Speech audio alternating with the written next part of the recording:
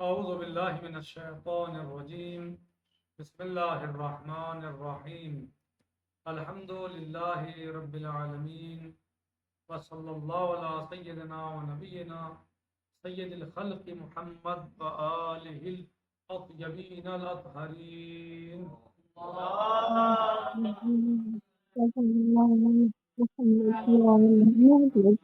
سيما بقية الله في الأرضين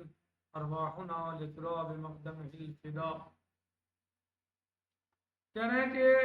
ہمارا درس جو چل رہا ہے وہ توحید میں چل رہا ہے، اور کتاب اصول دین میں کتاب کے اعتبار سے چوتھا درس ہے، جس کا عنوان ہے توحید کا نمونہ. ہم نے اس میں بہت سے نمونے پڑھے ہیں، اور آج ہم اس نمونے کو پڑھنے جا رہے ہیں جو صاحب کتاب نے یہاں پر بیان کیا. وہ ہے امیر المومنین قائد الغر المحجلین یعقوب الدین صراط اللہ المستقیم غالب علی کل غالب سیدنا و مولانا علی بن ابی طالب علیہ الصلوۃ والسلام.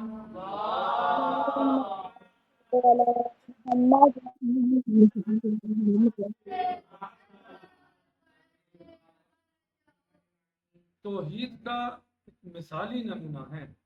یعنی آپ علیہ الصلوۃ والسلام مثالی نمونہ ہے توحید کا. آپ توحید کو کس قدر ترجیح دیتے تھے اور کس قدر آپ توحید کو پیش فرماتے تھے. یعنی آپ کا ایک لمحہ بھی توحید سے الگ نہیں ہے، ایک لمحہ، بلکہ آپ کا ہر قدم توحید کے تحت. اور آپ علیہ الصلوۃ والسلام کی ذات مبارک توحید کا ایک مثالی نمونہ ہے. آپ علیہ الصلوۃ والسلام توحید کے مثالی نمونہ ہے. یہاں پر کتاب لکھنے والوں نے، صاحب کتاب نے ایک جنگ کا ذکر کیا ہے، جو جنگ بڑی اہم جنگ ہے، جسے جنگ خندق بھی کہا جاتا ہے اور جنگ احزاب بھی اس کا نام ہے. احزاب اس لیے کہتے ہیں کہ بہت سارے گروہ، حزب کہتے ہیں پارٹی کو گروہ، بہت سارے گروہ اور پارٹیاں مل کر اسلام کو ختم کرنے کے لیے آئی تھیں. بہت ساری پارٹیوں نے اپنا اتحاد بنایا تھا، مل کر اتحاد قائم کیا اسلام کو ختم کرنے کے لیے، اسلام کو مٹانے کے لیے، تاکہ وہ اسلام کا خاتمہ کر دیں. انہوں نے سوچا بھائی روز روز کبھی یہ لڑتا ہے، کبھی وہ لڑتا ہے، کبھی اس سے جنگ ہوتی ہے مسلمانوں کی اسلام کی، کبھی اس سے جنگ ہوتی ہے اسلام کی، کبھی اسلام سے وہ لڑتا ہے، کبھی وہ لڑتا ہے اور شکست کھا جاتے ہیں. تو لہٰذا اب اس بار جو ہے ہم ایسا کریں کہ سب مل جائیں، جتنے بھی مخالف اسلام ہیں، جتنے بھی اسلام کے دشمن ہیں، اسلام کے مخالف ہیں، وہ سب مل جائیں اور اکٹھا ہو کر اسلام پہ حملہ کر دیں، مسلمانوں پہ حملہ کر دیں، نبی اسلام پہ حملہ کر دیں. صحیح، تاکہ یہ قصہ ہی تمام ہو جائے. تو اس لیے مختلف گروہ اور مختلف ان میں خیال کے لوگ متحد ہوئے، اکٹھا ہوئے، ہاں، اور جو ہے وہ انہوں نے جنگ کا اعلان کیا اور مدینے پہ چڑھائی کا پروگرام بنا لیا کہ مدینے پر چڑھائی کریں گے، مدینے کو برباد کر دیں گے، مدینے منورہ،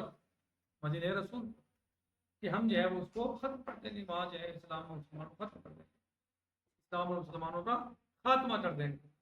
پوری پلاننگ کے ساتھ انہوں نے تیاری کی. نبی پاک صلی اللہ علیہ وسلم نے خندق یعنی گڑھا کھدوانے کا اعلان کیا، مشورہ دیا، کیا حکم دیا. اصحاب کرام نے خندق کو گڑھا جس سے دشمن جو ہے وہ شہر میں داخل نہ ہو سکے، اس علاقے میں داخل نہ ہو سکے. ہاں، تو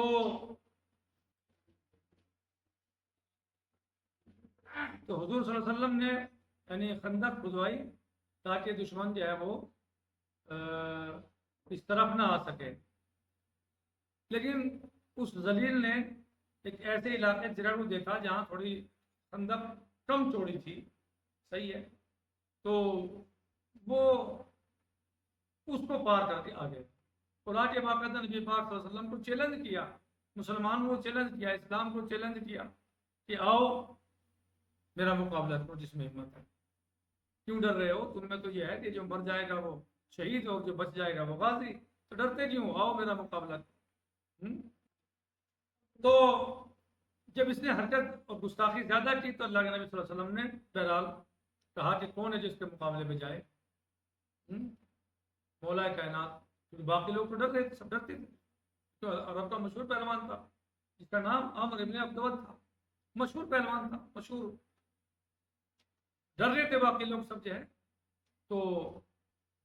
امیر المومنین علیہ السلام نے کہا یا رسول اللہ میں اس کا مقابلہ، میں اس کو دیکھتا ہوں، میں اس کا مقابلہ کروں گا، میں اس سے لڑوں گا، باقی سب ڈرے ہوئے تھے۔ تو اللہ کے رسول صلی اللہ علیہ وسلم نے اپنا امامہ، اپنی زرہ، اپنا امامہ آپ کے سر پر زیب سر فرمایا، زیب تن فرمایا، امامہ آپ کے سر پر رکھا امیر المومنین علیہ السلام نے، اور آپ کو رخصت کیا اور فرمایا برز الایمان کلو الی الکفر کلہ، آج کل ایمان کل کفر سے مقابلہ کرنے جا رہا، یعنی کل ایمان کا مقابلہ کل کفر سے ہے۔ آپ میدان میں پہنچے، جو باتیں ہوئی، مقدمات ہوئے، جو ہوا وغیرہ، اس کے بعد کل ملا کے یہ کہ لڑائی شروع ہوئی، جنگ شروع ہوئی، اس نے آپ علیہ الصلوۃ والسلام کے اوپر حملہ کیا، آپ نے اس کا دفاع کیا، حملے سے دفاع کیا، حملے، اور پھر آپ نے جو اس پر حملہ کیا تو آپ اس کے سینے پر سوار ہو گئے، لیکن اس ناہنجار اور خبیث اور نجس ترین انسان نے، جسے نبی پاک صلی اللہ علیہ وسلم نے کل کفر کہا، اس نے آپ علیہ الصلوۃ والسلام کی شان اقدس میں گستاخی کی، یعنی آپ کی طرف جواب دہن پھینکا، تھوک آیا ہے۔ آپ علیہ الصلوۃ والسلام کو غصہ آ گیا، آپ کو مولا کائنات علیہ الصلوۃ والسلام کو غصہ آ گیا۔ جب غصہ آیا تو آپ علیہ الصلوۃ والسلام اس ملعون کے سینے سے اتر گئے۔ لوگوں نے کہا یا علی، آپ نے اتنا اچھا موقع پانے کے بعد اسے کیوں چھوڑ دیا؟ یہ اتنا بڑا پہلوان ہے، اتنا بہادر ہے، جنگ کے فنون سے واقف ہے، فنون جنگ اچھی طریقے سے جانتا ہے، اور آپ نے اتنا اچھا موقع پانے کے بعد اسے چھوڑ دیا، ایسا کیوں؟ آپ علیہ الصلوۃ والسلام نے فرمایا کہ چونکہ اس نے میری شان میں گستاخی کی ہے، میرے اوپر اس نے لعاب دہن پھینکا ہے، میری طرف تھوکا ہے، لہذا مجھے غصہ آ گیا اور میں نہیں چاہتا کہ میں اس کو قتل اپنے غصے کی وجہ سے کروں، بلکہ میں یہ چاہتا ہوں کہ اس کو قتل اللہ کی رضا کے لیے کروں، اللہ کے لیے کروں، میرا اس میں کوئی اپنا دخل نہ ہو، صرف جو کروں اللہ کے لیے کروں۔ ظاہر ہے امیر المومنین قائد غر المحجلین یعصب الدین صراط اللہ المستقیم جیسا عظیم انسان کس قدر اللہ پر بھروسہ رکھتا تھا، اور کس قدر توحید کا پرستار تھا، اور کس قدر وہ توحید کو یعنی جو ہے وہ ہر مقام پہ آگے رکھتے تھے، یعنی جبکہ جان، زندگی اور موت کا مسئلہ تھا، موت و حیات کا مسئلہ تھا، اس کو چھوڑنے کا مطلب کیا تھا کہ وہ مار سکتے آپ کو، قتل کر دیں، لیکن آپ نے اس کی کوئی پرواہ نہیں کی، اور بلکہ اللہ عز و جل کی قربت اور خوشنودی کو آگے رکھنے کے لیے، اپنے غصے کو پیچھے کرنے کے لیے کہ میرا غصے کا اس میں کوئی دخل نہ ہو، بلکہ سب کچھ جو ہو اللہ کی رضا کے لیے ہو، صرف اور صرف اللہ کی رضا کے لیے، لہذا آپ نے اس کو چھوڑا، سینے سے اتر گئے، پھر دوبارہ آپ نے اس کو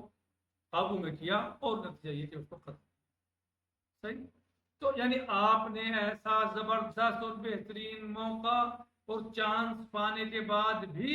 توحید کو آگے رکھا، اپنی جان کی پرواہ نہیں کی، یعنی جس دشمن سے لوگ ڈر رہے تھے، گھبرا رہے تھے، جس کے نام سے لوگ پیچھے ہٹ جاتے تھے، نام سن کر اس کا مقابلہ کرنے گئے، اور وہاں جا کر توحید کی یہ مثال اور نمونہ پیش کیا۔ کہہ رہے کہ حضرت نے جنگ میں دشمن کو زیر کیا، یعنی اسے شکست دی، اور چاہتے تھے کہ اس کو قتل کر ڈالیں، سینے پہ سوار چاہتے تھے قتل کر دیں، لیکن دشمن نے آپ پر لعاب دہن ڈال دیا، یعنی آپ کی طرف تھوک دیا، ملعون نے، اس نے آپ کی شان میں گستاخی کی، حضرت کو غصہ آ گیا سلام اللہ علیہ، تو حضرت علیہ الصلوۃ والسلام نے اس کو چھوڑ دیا